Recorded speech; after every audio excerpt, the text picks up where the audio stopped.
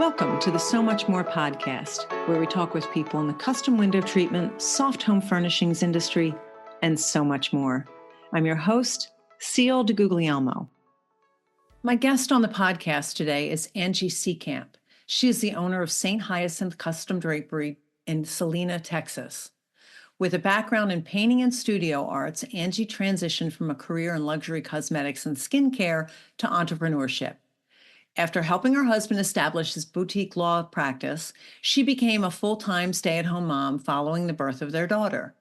A lifelong lover of knitting, sewing, and crochet, Angie now channels her creativity into her drapery business, which she opened in December of 2023. So Angie's really new in this business. In her free time, she enjoys entertaining, tablescaping, and spending time with friends and family. And we talk about her decision about which business to open, and tablescaping came into that decision. I really hope that you enjoy hearing from Angie today. Hi, Angie. How are you? Good, Ciel. How are you? I'm great. It's so nice to see you. And thank you for saying yes. I really appreciate you wanting to be on the podcast. Oh, thank you for having me. Thank you for having You, me. you and I have met in person a couple times. We've met at the Custom Workroom conference, and recently we got to spend a little more time together at the Slipcover Summit in Tryon, North Carolina. And it was really fun to spend that kind of time with people. But I loved that I got to know a little bit more about you. And the more I learned, the more I was like, oh, I have to ask Angie to be on the podcast. So why don't you tell me a little bit about who you are, where you live in the world, and a little bit about yourself and your business? Okay, my name is Angie Seekamp. I'm the owner of St. Hyacinth Custom Drapery. I'm in the Dallas area. I'm in Celina, Texas, but that's a suburb of Dallas. Okay. Um, I started my business exactly a year ago in December of 2023. Okay. And I've just really kind of taken off with it. I'm married. I have three kids. And there you go. And they are young. Yeah, they're all school age. I have an 11, 9, and 5-year-old. And my son, my youngest, was going to kindergarten this year. And so I thought I might try to start a business. There's a lot that went into me deciding this business, but Mhm. um, I just started my business.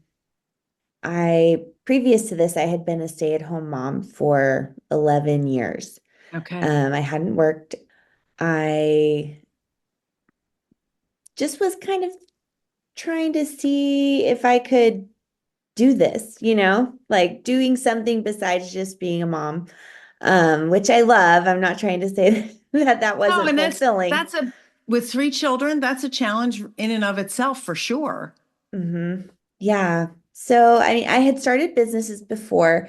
My first business I started right out of high school. I was 18 and I started selling cosmetics.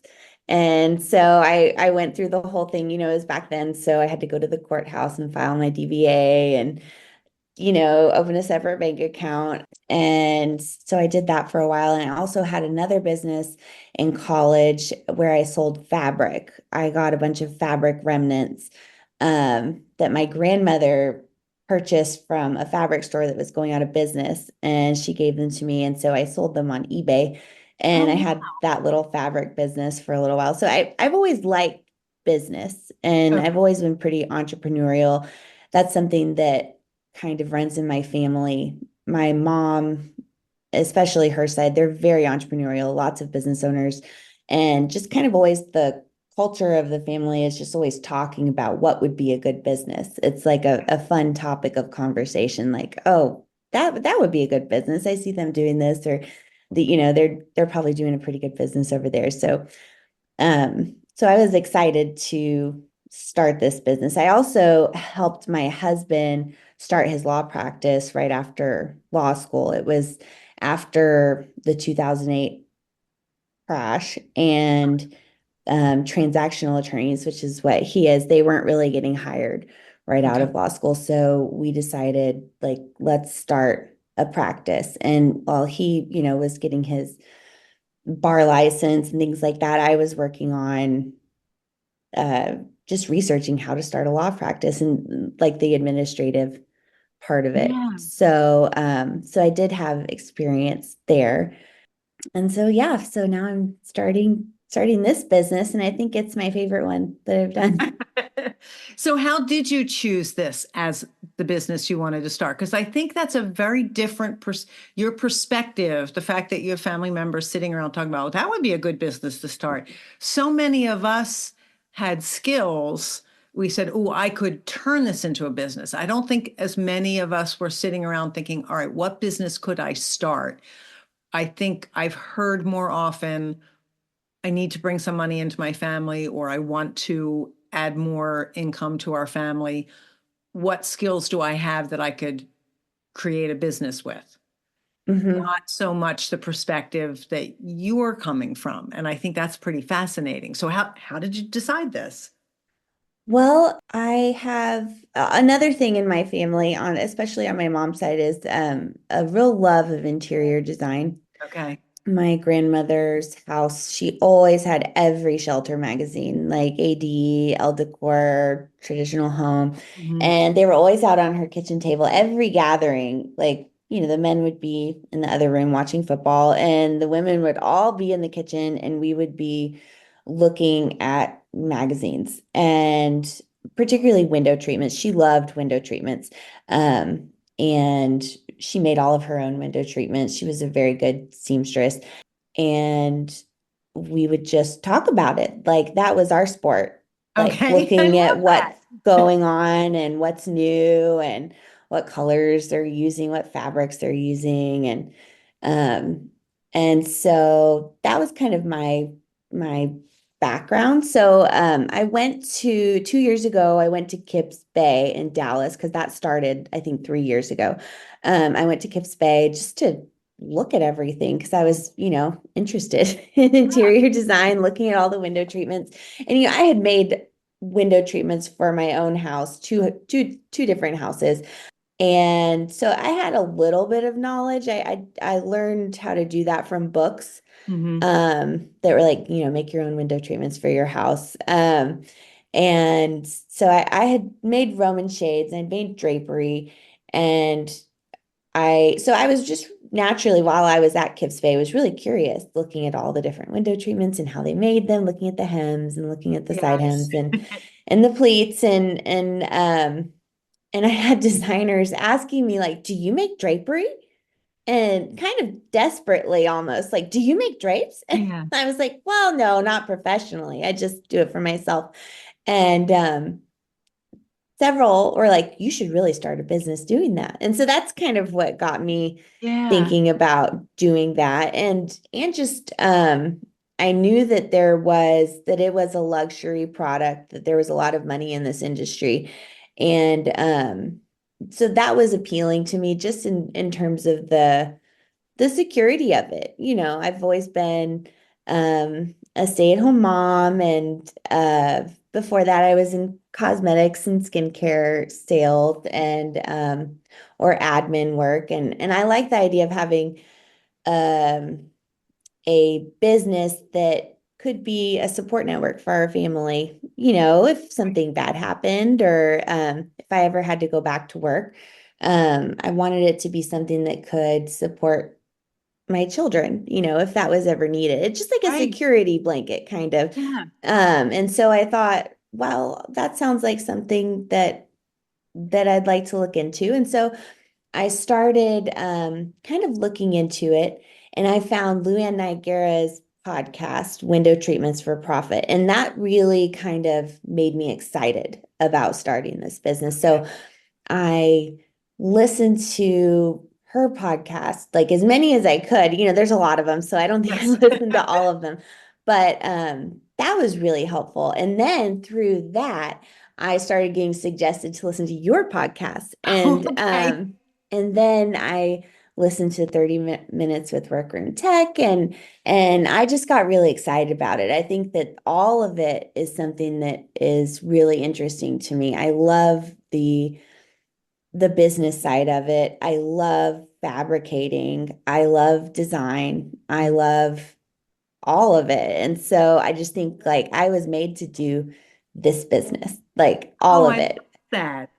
Yeah, I really I come from a little town in South Texas where it was pretty rural and very DIY. Everybody does their own Hmm. stuff there. Like most of the girls I grew up with, not most, but I would say many of the girls I grew up with know how to sew, know how to crochet, know how to can vegetables. They have gardens, they have chickens and horses and cows and so it's just very DIY. So, I grew up making quilts and sewing. And so I had a good base of knowledge there, Okay. I think. And so I think I Yeah. was ready to learn to fabricate at a professional level because I already had that kind of amateur base of knowledge Right. there. Right. So did your grandmother teach you to sew, or did your mother also sew? How did you actually? Um, yes, my grandmother, she taught me how to thread a needle and tie a knot.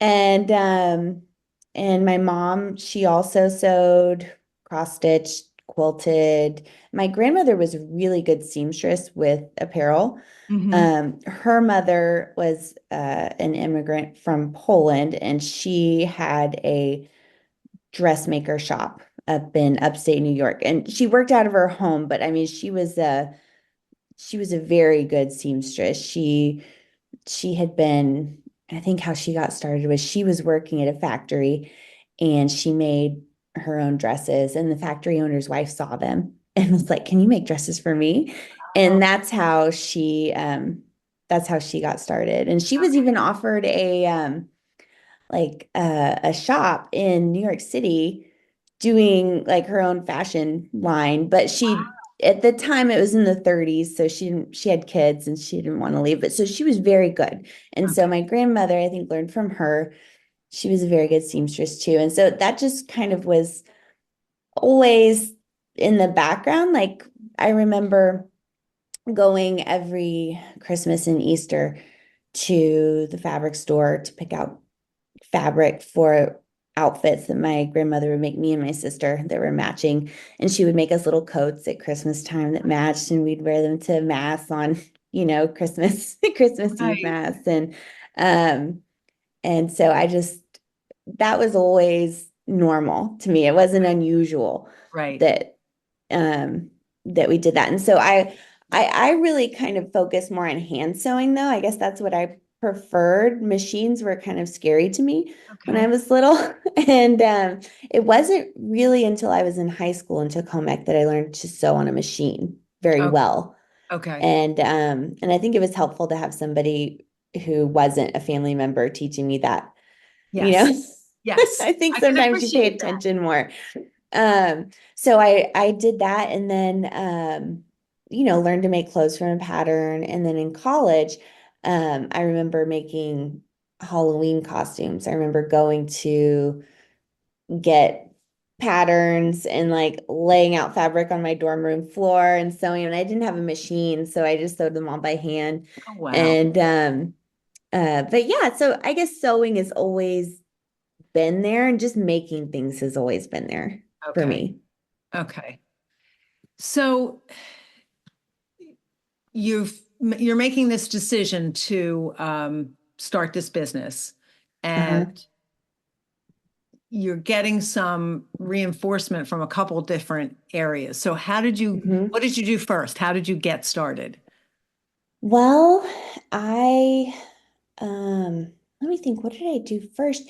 I took a pillow class with online with Victoria Hammond, Hmm. and she's based in the UK, and she teaches real traditional UK methods of just hand sewing, hand basting, everything. And she only uses a domestic machine. And so that was um kind of a nice, comfortable on-road to this. So I took her pillow class, and so that was the first thing I did. And I made a pillow with the zipper and it turned out pretty well. And I was like, okay, I think I can do this. And then I bought what did I do next? I bought my canvas grid from the Workroom channel to make a Mhm. table. And then my dad came up and he built a table for me. And so that was kind of how I got started. So where in your house is your workroom? It's upstairs. Okay. That's another reason I decided to start this business was my boys, they each had their own room, but then they decided they wanted to share a room. So then I had this free room and I thought, what are we going to do with this? And so I Let's start a think business. let's start a business. So I think if they hadn't decided to do that, I probably wouldn't even thought about this. When you think of it, it is funny when you think about like what events happen that lead to certain decisions. That's Uh-huh. really funny. I Uh-huh. love that. So I've seen some of your work on Instagram, and I will, of course, put a link to your Instagram account. How did you come up with the name Saint Hyacinth? It's my daughter's middle name, Okay. Hyacinth. And my grandmother, she grew up in Auburn, New York, and her parish was called Saint Hyacinth. And she always spoke very fondly of it. And so I kind of have that idea of Hyacinth is Saint Hyacinth is I kind of associate it with her and Okay. sewing and stories about her mother and I wanted something that sounded kind of high end, I guess. Right, So of course. I thought of like the St. Regis Hotel or something like that, and I thought Saint Hyacinth. And it has personal meaning and Right. it's unusual. So I I don't like think I that. was ever aware that there was a Saint Hyacinth. He's the patron saint of Poland Okay. and also of lifting heavy things, which I Oh didn't my find out goodness. until after I started the business. And so I think that's interesting that, when I'm I do lifting too. bolts, yeah, Who knew heaving we those had our up. own patron saint here in this I know, industry? I know. I love that. So you are not that far into this yet, Angie, but have you Mhm. thought about quitting? Oh, yes, I have. When I'm up till 3 a.m. getting ready, something goes wrong, I'm up till 3 a.m. I think, why am I doing this? I had a pretty I was very blessed to have a pretty easy life before this started and it wasn't really necessary for me to start this business. So sometimes I think, what am I doing? It has been very fulfilling. And when I wake up in the morning, I think, oh, I would never quit. But, late at night when you're Yes. tired, you want to go to bed or your hands hurt or something, I think, oh, what am I doing? So and that is honestly, when you think about like some of the challenges that you have, just as the mother of three children, Hmm. just trying to be where you need to be and know where, if everyone else is where they need to be, that's a Uh-huh. lot on your plate. So to take this on when it isn't a necessity for you to do it Uh-huh. means a different thing to someone who needs to have the income part of it. Hmm. But I also Yes. think that there comes a time as when you've been a full-time mom for a number of years, you do Hmm. need something that's yours.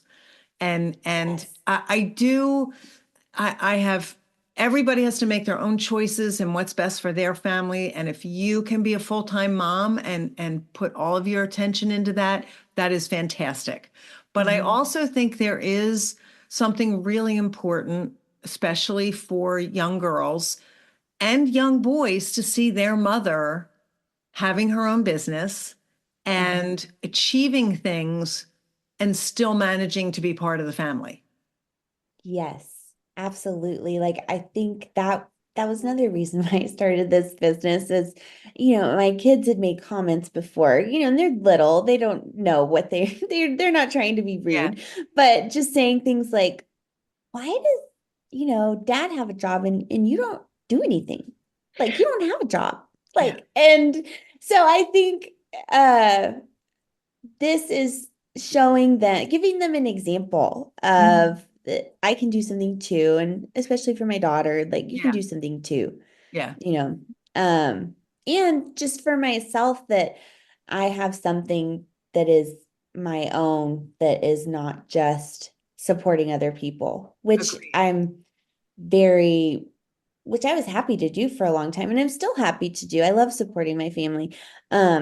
It's just nice to have something that you can feel a sense of accomplishment in and not just cheerleading somebody else's accomplishments. That's a great way to put that. And I think that a lot of women find themselves in that situation where they are exclusively cheerleading other people's accomplishments. I think Yes. that's a really great way to put that. Uh-huh.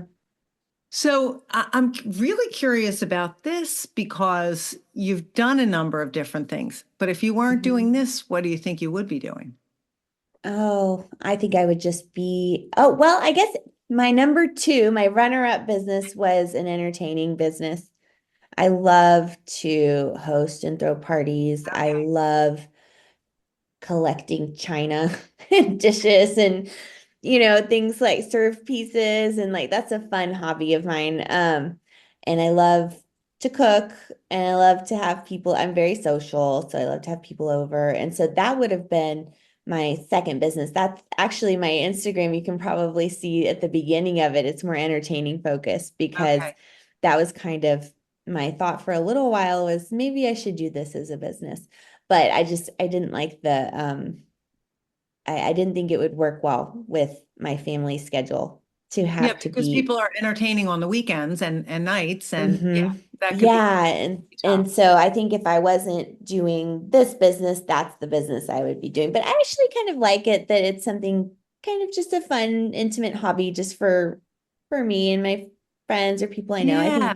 I think it's nice to have something that's not a business as a Yeah, it's hobby. not work. It is. And Uh-huh. I mean, listen, especially as entrepreneurs, sometimes it's hard to find time to have a hobby. So if you really enjoy that and can make the time for it, I think that's great. I Hmm. love that. Yeah.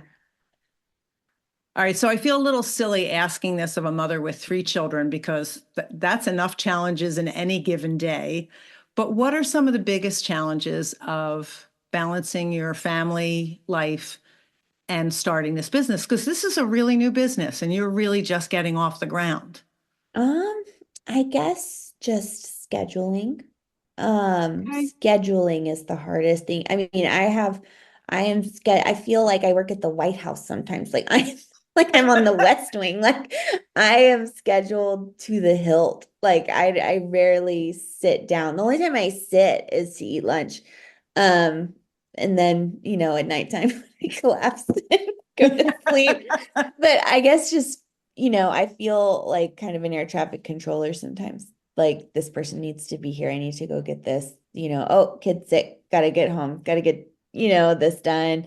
And just managing like who's gonna pick them up from school sometimes. Like today I have to go out and hem some panels after this interview and it's kind of a far drive. So just that type of thing comes Yeah. up all the time, like Yeah. who's going to pick them up and are they going to make it to ballet today? And so that's been a challenge, like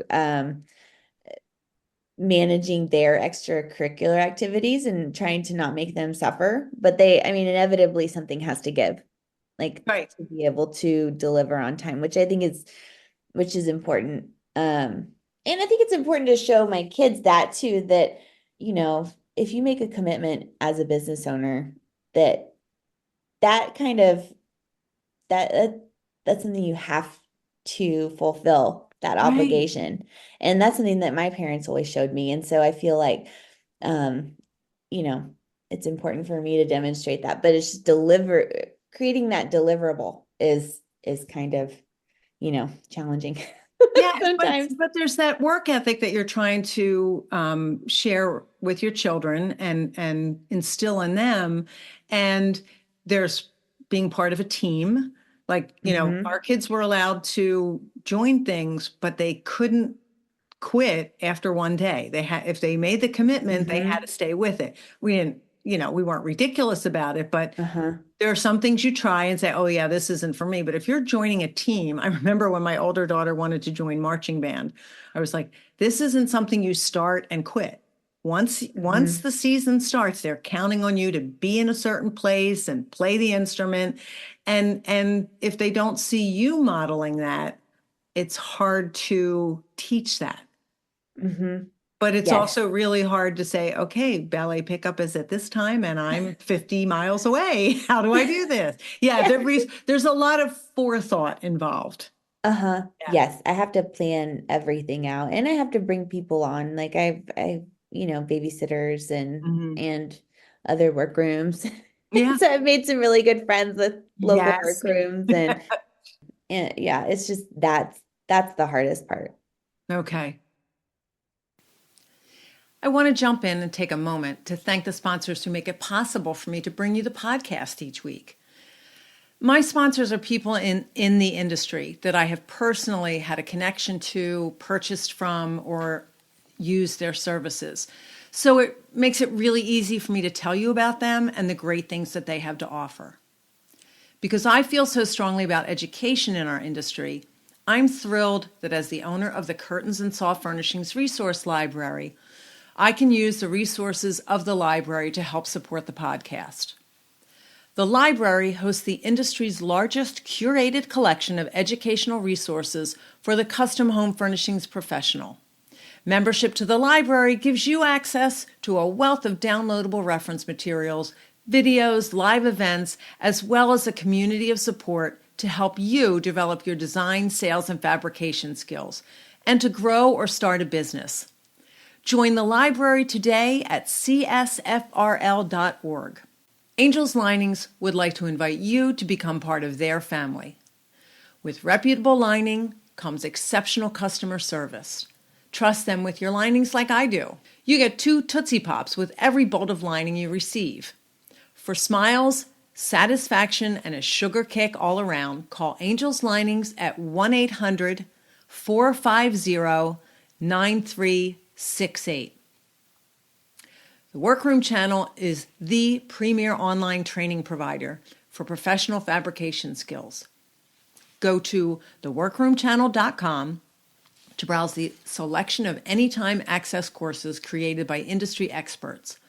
Watch detailed demonstration videos, download companion materials, and participate in private course discussion boards with your instructor and classmates from around the world. Start your course path today at theworkroomchannel.com. If you've listened to the podcast, you know how much I've learned from Michelle Williams. And I think most of my guests have mentioned taking at least one of her classes or gotten coaching from her. Her business is Scarlet Thread Consulting. Michelle loves to work with creative business owners to help them understand all aspects of their business and to use their gifts and talents to make it profitable. Michelle is a strategic profitability coach certified in the Profit First methodology, and she can be reached at scarletthreadconsulting.com. I've also mentioned my membership with the WCAA, and I'm now a gold level sponsor, where education, networking, visibility, and industry discounts are just a few of the benefits that are offered to our members. The Window Covering Association of America is the only national nonprofit trade association that's dedicated to the window coverings industry and the dealers, decorators, workrooms, designers, and installers that make up our membership. Join today at WCAA.org. WCAA, where you are never in business alone. I've also been extremely fortunate to be able to work with Merrill Y. Landis Ltd. It's a family-owned and operated custom workroom and product distribution company to the trade with over 70 years of experience. And in addition to their custom work, they offer a wide variety of decorative drapery hardware. They offer stout and flare 21 fabrics. They have Roman shade operating systems and assembly kits. They have motorization and workroom supplies, and they serve both designers and workrooms. And you can check out the MYL Advantage at mylltd.com. What is your definition of success? I guess happy customers and a balanced life. Like Yeah. that I'm providing a service that people want and that they come back to, they recommend. but also not killing yourself and like having no life to provide that. Agreed. So is your business to the trade, retail, both? What is your Um, business model? Both. I started out as both, but now I'm doing just trade work Okay. primarily. I just finished two whole house projects, which I I feel know. pretty good about Yeah, doing they my look first year. incredible. Oh, thank you. Thank you. I'm bidding two more whole house projects right now. And so I'm I feel pretty good about that. And I like working with designers. I mean, I like designing Hmm. personally, but I feel like I would rather be a specialist, a window treatment specialist on a design team than just doing straight retail. I mean, I guess it just Okay. depends. Yeah. Sometimes there's some great retail customers that are just a lot Yeah. of fun to work with. And I like designing. Yeah, So, and I was curious about your answer because you uh-huh, expressed that, and that being part of your growing up. And that's, uh-huh.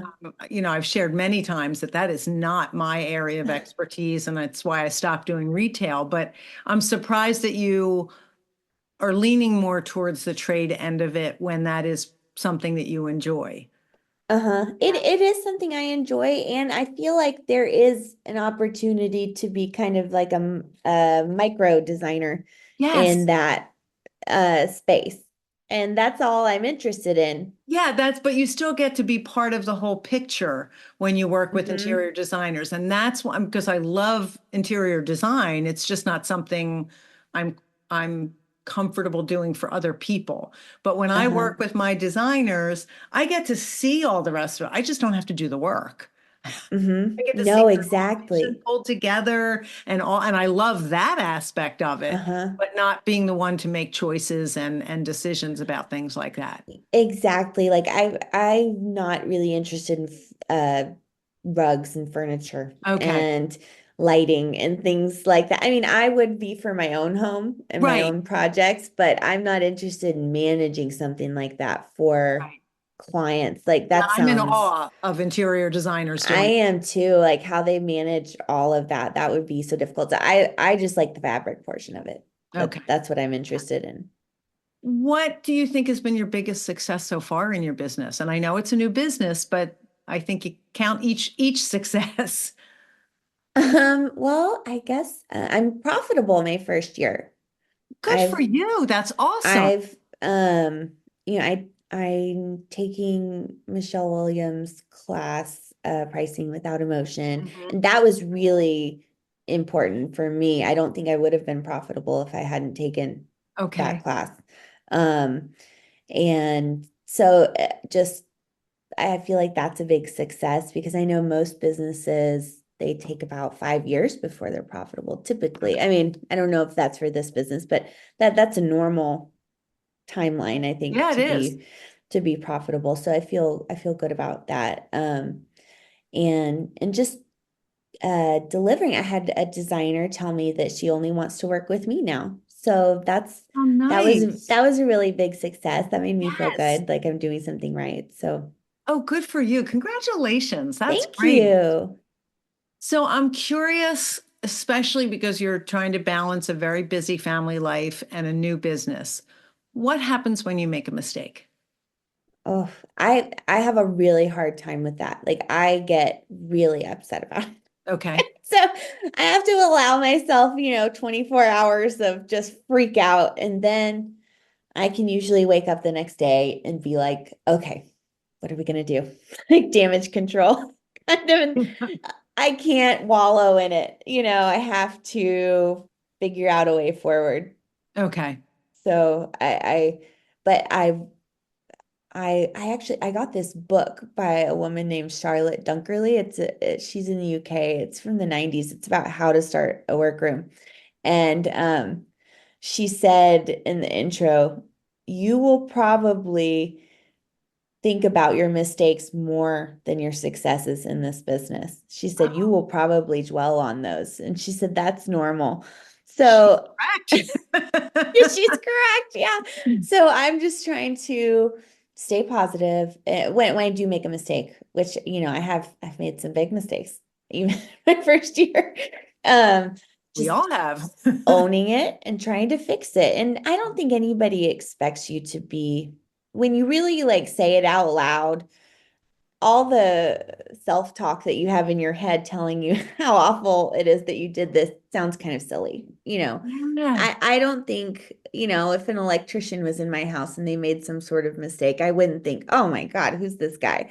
I would think, oh, he just made a mistake Yeah. and he's going to fix it. And so that's the And end of the story. and we have construction in our homes where they put a hole in the wrong place or some, and we don't, as long as it's fixed, we don't get worked up about it. Exactly. Yeah. No, I think yeah, it's not something I took Roger Magalhas. I don't know if that's how you spell his last or Yes, pronounce his last name. it I is. took his installation class at IWCE this year, Okay. and he was talking about his first install and as to kind of like, hey, it can't be as bad as this. He talked about That's the funny. client yelling, I thought you said this guy knew what he was doing.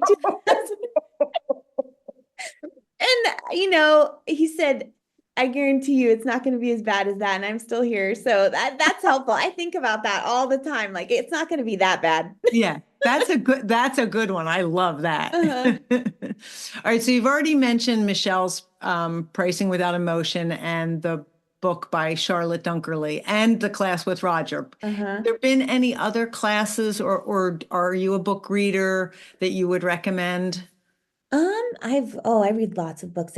How long is your podcast? I'm like voracious with it. I really love, I guess for starting a drapery workroom and doing a lot of full size multi-width drapery, I really enjoyed Ann Johnson's drapery class on Workroom channel. That Okay. was, I think like a lot of drapery education shows a sample size, but there's a big gulf between a sample size and a 3 width panel when And you're you just are in starting out. Texas after all, where things are Yes, bigger. no, and these are big. And so that was really helpful. I don't think that I could have done the projects that I did this year without that class Okay. because, taking in-person classes is hard for me because I was already going to CWC and then the slipcover summit. Like I plan to take some in-person drapery classes, but I think that was instrumental in learning how to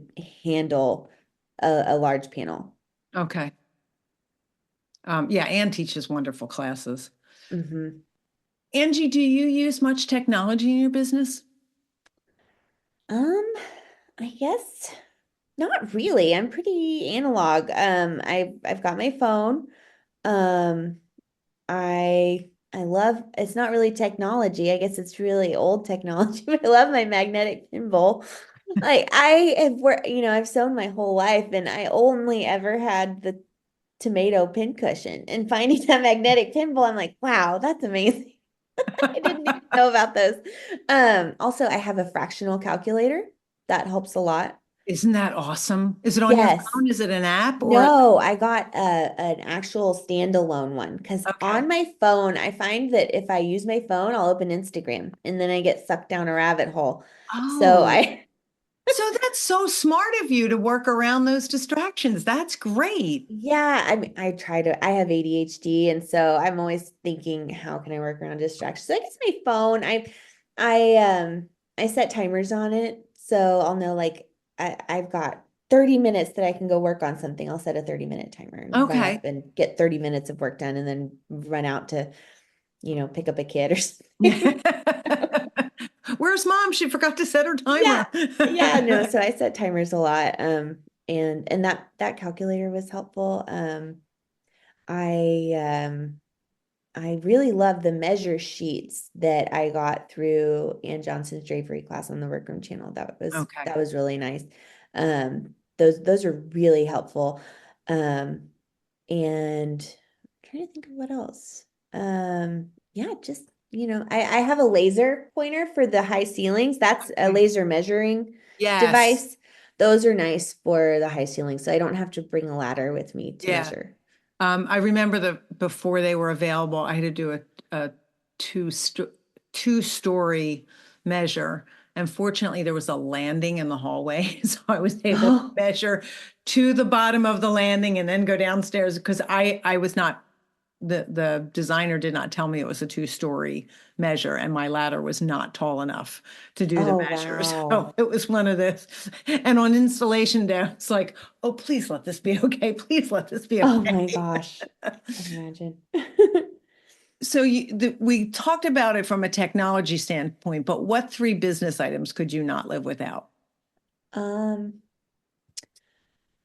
I It don't, sounds like there could be some overlap there. there could be, I guess my table, Okay. that's essential. It's not really a business item, it's a person, but my installer. Yeah. Oh, Um, extremely valuable. he's been very help. He is very experienced and he has a team of like 6 guys that work for him. Oh, wow. And so I can show up to a job for a whole house and as my first year in business look much more professional than if it was Yeah. just me, Yeah. and they kind of have helped me, learn about it. So I don't have to install or measure. They measure and Awesome. sometimes, if it was like a 2-story thing, that's been really helpful. He's just been great. Trying to think of what else I couldn't live without. I guess the needle and thread. I Yeah. had my blind hammer break on a 10 width before I had to deliver a 10 width panel that I, just didn't get to, or not one, I mean, 2 5 width panels. And I hemmed it with the needle and thread and I delivered on time. I made the whole thing by hand and it was a very short turnaround. I think I did all of that in like, oh gosh, probably 10 hours. And Wow. it was it was doable, Yeah. so I guess needle and thread. I like John Yeah. James needles. Yeah. Yeah. I love that that is something that's possible. We can have Uh-huh. machines break down and we can still get the work done. Yes, yes, that was really nice. So it We kind of prefer has they made me don't, re but Yeah, I know. I prefer they don't. Although I kind of like the idea of doing hand sewn drapery. If I can do 2 5 width panels in a very short time, then why don't I just depend on needle right. and thread and then I won't count on a blind hammer that's gonna leave me in the lurch. But here's the thing, if you get, we've had conversations about this before. If you get fast enough, some of us are faster because by especially 5 widths, Uh-huh. getting it from the table to the machine, if you don't have a machine that can come across the room, sometimes Uh-huh. it's easier just to keep it on the table and sew it Uh-huh. right there. Yeah, I really feel like because that's where I started. I'm Mhm. pretty fast at hand sewing, and Okay. like by the time you mess with the blind hammer and the tension and all of Yeah. the ratting up of the like, sometimes it's faster. I mean, sometimes it's not, but Right. it's not a terrible plan to just Yeah, hand sew everything. exactly. Angie, do you ever do any sewing for pleasure? Yes, I do. I actually just made panels for my living room. I just made drapery in there and I did English panel method for my single width panels Oh, and nice. because I was kind of experimenting to see how they would hang and I actually really like it. So that's something I'm going to look into more. Okay. I made pillows for myself. I don't like to sew clothes, but I do sew clothes sometimes. Like if there's a dress I want that I can't find somewhere, I'll make myself a dress. But Okay. I I don't love apparel sewing. Like I like home deck sewing. And I knit and I crochet and you know, not like I have time for it, but I have too many interests. Yeah, I remember that we were talking about that at the summit, because your sister-in-law came with you and she was doing some knitting and she was also Uh-huh. taking a weaving class. And as happy as we all were to be there for the summit, there was a little part of me that was like, oh, I'd like to sit and knit. That would be really nice. Uh-huh. That would be really nice. I know. I kind of would, I want to get a knitting machine one day and try to do that. That would be fun to offer Afghans that kind of coordinate with the space. Oh gosh, that's a great idea. I never Yeah, thought I thought about that would that. be fun to do that. And then it would be kind of like a breakup of the monotony. I also want to try to learn making lace because like I like to knit lace, Okay. but I've never done like tatting or needle lace or anything like that. I think that would be fun to learn. Yeah. Not like I have any time for it. Oh, I was just going to say, in your spare time, Angie, Yeah. Hmm. what is your favorite thing to make? Um, I guess box cushions. I love making a box cushion. I Okay. love how like squishy those seams get at the end when they get so thick and full. And Yeah. I love seeing something really three-dimensional come together. Yes. Yes. There I is think, something about and I've heard people say pillows frequently are something that they like to make because there's a finite amount of time. They're quick. mhm. They're like a hit of adrenaline for Uh-huh. getting things done, and they have so many creative possibilities with them. Yes, no, exactly. I love, yeah, pillows, box cushions. I kind of think about them as like dessert after the meal of the drapery. Like, Oh, because it's the it's the remnants usually, at the end, and yeah. they're like, how many pillows can you get? And so it's like a nice little fun, easy project after, a big 5 width panel or something like that. Yes, you're right. There's something to that. I like that. It's the Uh-huh. dessert. Okay. Angie, what do you do extremely well? Oh, I don't I think networking. Okay, I'm great. good at networking. I remember people, and I think about what's unique about them and how I can try to put them together with somebody else who might be able to help them. And I kind of do it just for fun. Like I don't really think, oh, I need to do that. Like it's a chore. I do it because I like to. Okay. I think, oh, this person was saying that they needed this type of class or something, and I'll think, oh, here, I found this. I should put you in contact with them. I think you guys would be a good fit. And I enjoy doing that. Okay. That's a great skill to have. It really is. What do you not do so well? Mhm. Consistency is my Achilles heel. Like I am really good at starting things, and I can get really interested in things and do a deep dive. And then all of a sudden it's like I'm done and I don't want to do this anymore. Yeah. And do you feel like that's a part of ADHD as well? Yes, it Yeah. is. It is. And so I feel like that's why having a workroom is kind of good for me because everything's different, Yes.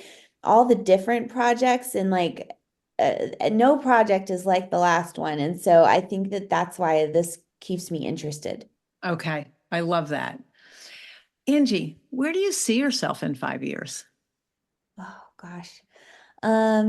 Well, I don't know. I'm kind of kicking around the idea of commercial space. Okay. Um, or building a bigger workroom. I don't know if we would do an addition or move or something like that, but I do think I need more space to Okay. be able to do things. I would love to be able to hang panels um and check the finish length before I go to a job Yeah. because it's never right. It's always a little bit off, like or it grows or shrinks or it's just difficult to get, finish length Agreed. correct. Agreed. I don't have So I space would in my workroom for that. And it's one of those things. Every time I see people that have that in their workroom, I have a little bit of jealousy about it. Yes, yes. So I don't know. I don't know if I want to grow that big though at the same time. Like I'm kind of in a test balloon phase right now. So I could see myself getting a commercial space, getting some employees and, you know, churning out a big volume, but I also could see myself just staying where I am and Mm. doing, some small projects. I kind of don't know. I kind of don't Yeah. know. You've got lots of time to figure that out. Yeah. It's Susan Woodcock had suggested that question to me, and I'm always fascinated by the answers. Mhm. What do you love best about this business? Um, I love the people in it. People are so nice. I love that I get to I don't know, do something that I'm good at. Like I've always been a maker. Um, and it's what I do best. Okay. I'm not great at an office job. I've done that and I'm not great at it. Being consistent and doing that kind of thing. But doing something visual that's also tactile and, making things is that's what I love the most about it. Okay. What do you like least about it? The stress. Yeah. I would say it is stressful worrying about how it's going to turn out, like things like finish length and I can see that this welt cord seam looks a little wonky on this cushion, but it's got to go out the door and um it's it's something that probably nobody else would notice, but you notice it. And Yeah, and perfectionism is a problem some it's days, isn't it? the perfectionism, the stress created by perfectionism, I think is the hardest thing in this business. Yeah. What about you would surprise people? Oh, I'm pretty boring. I don't I would know. not use that word to describe you. Oh, you're sweet. I know a lot about skateboarding. My son is for a suburban mom with a sewing business. My son's really interested in skateboarding. He's kind of backed off on it recently, but he was really into competitive skateboarding Yeah. for the past few years. And so, I could probably watch the X Games and tell you what's going on. Okay. The I things think we that learn. that's like it's a world I don't really fit into. You're not on the board, you're just talking about the board. Just talking about it. Yeah, I could tell you about it. No, no, no. I've never skateboarded before, but my son does. And so I feel like that's something that would surprise people about me. In what ways do you think you're resilient? Um, I just I keep going and I try to teach my children that like how you feel about what you need to do should have no bearing whether or not you actually do it. I like to do what I say I'm going to do and even if that is hard, I still like to do it. My husband calls it landing the plane. He's like, let's land the plane. I like that. Uh-huh. Like I'm gonna land the plane no matter what. Yeah. And so I think that that's in itself a form of being resilient. I agree. We stumble on that sometimes. I think I just had a conversation earlier this morning with someone in our industry about that, how resilient we are, and we do keep going. And I think some people are just like, well, I just keep going. What other choice is there? And the fact of the matter is, not everybody does keep going. And I think it is a unique um, skill set or quality of those of us Hmm. who choose entrepreneurship, because I don't think Hmm. you get through this if you don't keep going. I agree. And I see that a lot. And I see that as a kind of a dividing line between successful people and people who struggle a little bit more is, that kind of I don't feel like it factor. Yeah. Yeah, it's interesting that you say that because my older daughter and I have had conversations. She's a social worker and a therapist, and that talking about like there's a certain level of, taking care of yourself and listening to your body and all of that. And then there are some things where, well, but you don't have a choice. You just have to do that. And I Hmm. see sometimes a difference in how she and I approach that because of Hmm. her mindset of taking care of the mind and the body and all of that. And sometimes I'm like, Uh-huh. I don't have a choice. I have to do this. And and Yes. and that is not always her feeling about it. Sometimes it's like, no, no, you really have to take care of yourself for this. I'm like, but Uh-huh. somebody's expecting something. I don't have a choice here. And it's Yeah. yeah, there's sometimes a different mindset about that. And I know my kids are both hardworking kids, but I think they both see things a little differently than I do sometimes on that level.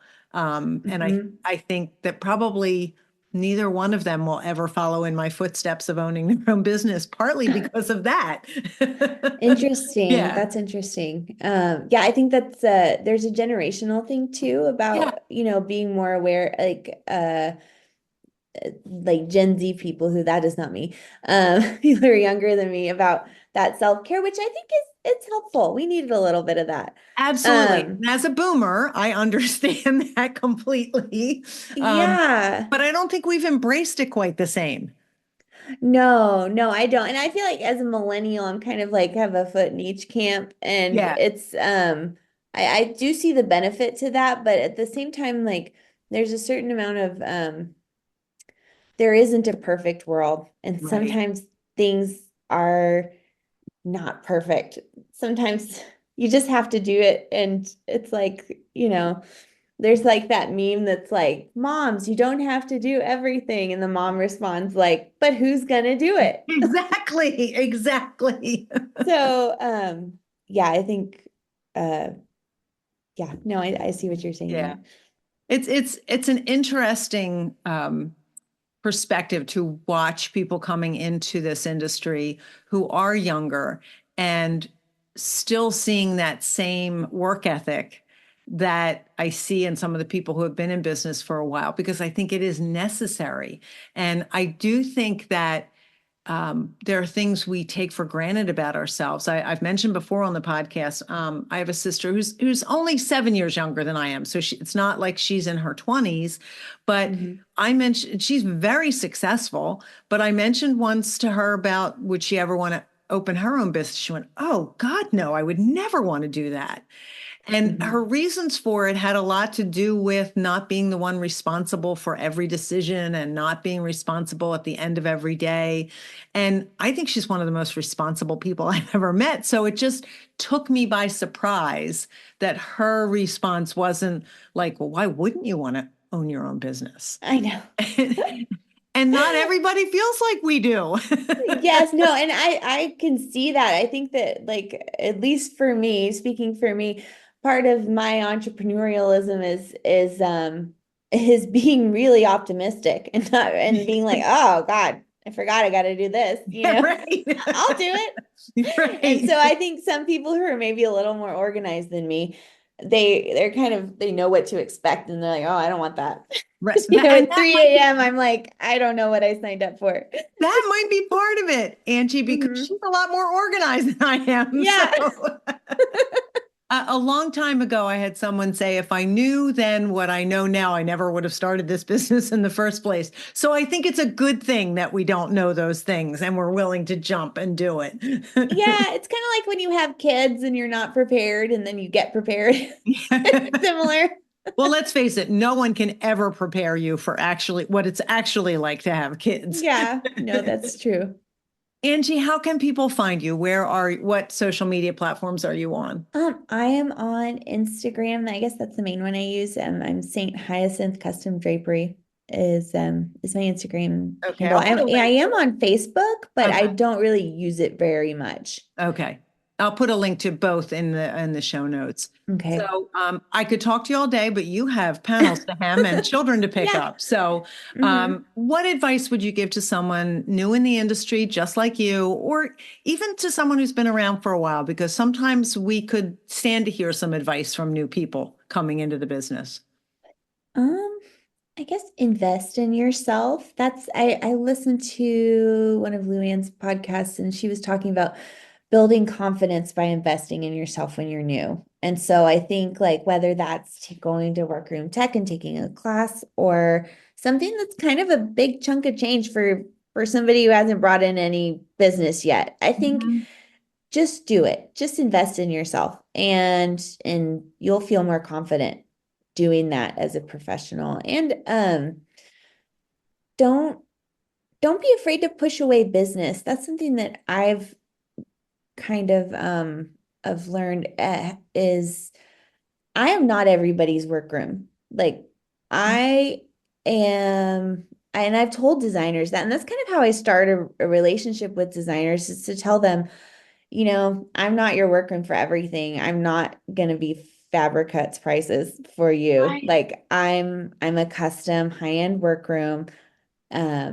And I can help you out with some projects, but you'll probably want to send out some panels, for a different budget client to somebody Okay. else.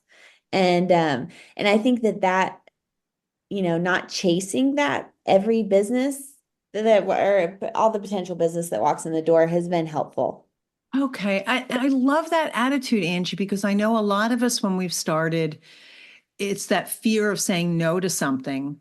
Mhm. And being afraid that if I say no, then now I'll lose that opportunity. Um, and I just heard the opposite advice from someone else where they said, say yes. But I think that you have to know yourself well. And Mhm. knowing that you can't meet everyone's needs probably makes your life easier in the long run because then you're not up Exactly. till 3 a.m. sewing every single project. Exactly. And it just kind of I don't know, there's something exclusive about seeming not very hungry for it. I Like agree. I think it makes you seem more secure and like you respect yourself and you respect your time and then they will in turn respect your time and respect you. I think that's great advice. Angie, thank Mhm. you so much for taking the time to talk with me today. This was really a pleasure for me. Oh, thank you so much, Seal. It's been really fun talking to you as well. Oh, I hope you enjoyed hearing from Angie today. I absolutely love her enthusiasm for learning and her willingness to invest in herself so that she can have more confidence and, as she said, build a business around a luxury item. I was fascinated by how important balancing her life with her family is with her projects and learning to say no to some. I thought that was brilliant on her part. Thank you so much for listening. I hope you have a great day.